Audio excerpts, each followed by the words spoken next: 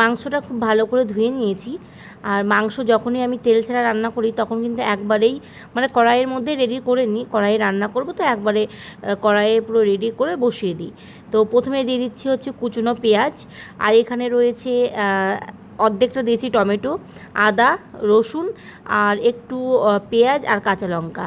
তো জানোই তো আমি প্রতিটা রান্নাতেই কিন্তু কাঁচা লঙ্কাই দিই, শুকনো লঙ্কা আমি দিই না। ওই কালারের জন্য হয়তো একটু লঙ্কার গুঁড়ো আমি দিয়ে দিই, মানে খুব বেশি না। আর টমেটো বাটা দিয়ে দিই, ব্যাস লাল কালার হয়ে যায়।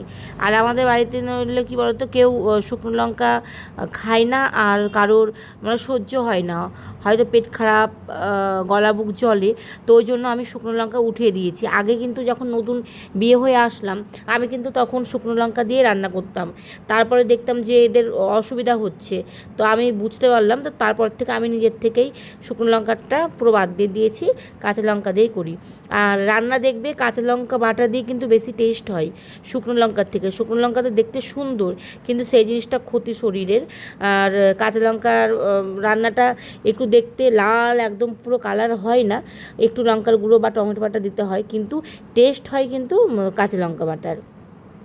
তো তারপর দিয়ে দিলাম হচ্ছে মশলাটা যেটা দেখালাম, আর শুকনো দিয়ে দিলাম লঙ্কার গুঁড়ো, জিরে গুঁড়ো, হলুদ গুঁড়ো, নুন, আর 1 চামচ টক দই।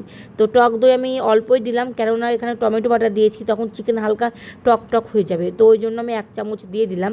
তো এখন সুন্দর করে মাখিয়ে নিয়েছি। আমি কিন্তু দেখলে এক ফোঁটাও তেল দিইনি, কিন্তু এত সুন্দর করে আমি রান্না করব মনে হবে যে কতটা তেল দিয়েছি। তো সেই জন্য বর বলে যে নিশ্চয়ই তুমি অনেক তেল দিয়েছো, এত এত তেল হলো কী করে, মানে রান্নার পরে দেখে বলে। আমি বলি এক ফোঁটাও আমি দিইনি। তো একদিকে চিকেন হচ্ছে আর একদিকে আমি রুটিটা করে নিই। তো আবার দু রকমের রুটি হবে। বরের জন্য হচ্ছে ময়দাটা মেখে, ওই যে দেখতে পাচ্ছ হটপটের ঢাকনাটা দিয়ে ঢাকা আছে, তো ও যখন আসবে তখন গরম গরম ভেজে দেবো। আর এটা হচ্ছে পদ্মা ময়দার রুটি করছি। তো এটা আমি খাই, আমার ছেলে শ্বশুর খায়। আর শুধু বরের জন্য আলাদা ময়দা, ওটা ও অনলাইন থেকে অর্ডার করেছে জিমের জন্য।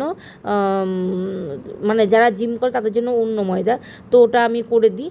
আর আগের থেকে যদি আমি ওই রুটিটা করে রাখি না, তাহলে কিন্তু শক্ত হয়ে যায়, যখন খেতে বসে তখন আমি গরম গরম ভেজে দিই, তখনই নরম থাকে। আর 5 মিনিট রাখলে সেটা আর খাওয়া যায় না, তো সেই জন্য আমি ময়দাটা ঢেকে রেখে দিলাম। আর নামানোর টাইমে একটু গরম মশলা দিয়ে দিলাম, ব্যাস রেডি। আর নামানোর পরে দেখাবো কালারটা কত সুন্দর এসেছে। আর একটু জল দিয়ে দিয়েছিলাম ভালো করে কষিয়ে, তারপরে আমি এই 1 গ্লাস মতো জল দিয়ে তারপর নামিয়ে নিয়েছি, মানে ফুটিয়ে আর কি। তো এই দেখো, মনে হচ্ছে আমি তেল দিয়েছি, তাই না? কিন্তু এক ফোঁটাও নেই। এই হচ্ছে তেল ছাড়া চিকেন। কেমন লাগলো অবশ্যই জানিও। আর তার সাথে হচ্ছে রুটি। তো আমি তরকারি বা চিকেন মানে আমি তরকারি দিই না, রুটি খেতে পারি না, আমার ভালো লাগে না। শুধু তড়কা দিয়ে খেতে পারি। তো যখন বর নিয়ে আসে পলসনদার থেকে তড়কা, ওই তড়কা দিয়ে খেতে রুটি খুব ভালো লাগে। তো এখন একটা রুটি খেয়ে নিলাম দুধ দিয়ে। তো খেয়ে দিয়ে এখন শ্বশুরের জন্য ওয়েট করছি। আর বরের খাওয়া হয়ে গেছে, বর আর ছেলে খেয়ে দিয়ে একদম পুরো এসি ঘরে ঢুকে পড়েছে। যা গরম পড়েছে বাইরে, আর আমি যদি একবার এসি ঘরে ঢুকে যাই না, তাহলে কিন্তু ঘুমিয়ে পড়বো, তখন শ্বশুর এসে বেল বাজিয়ে উঠতে পারবো না। তো ওই জন্য বসে রয়েছে, আসলে ঘুমোবো। তো চলো, টাটা, গুড নাইট।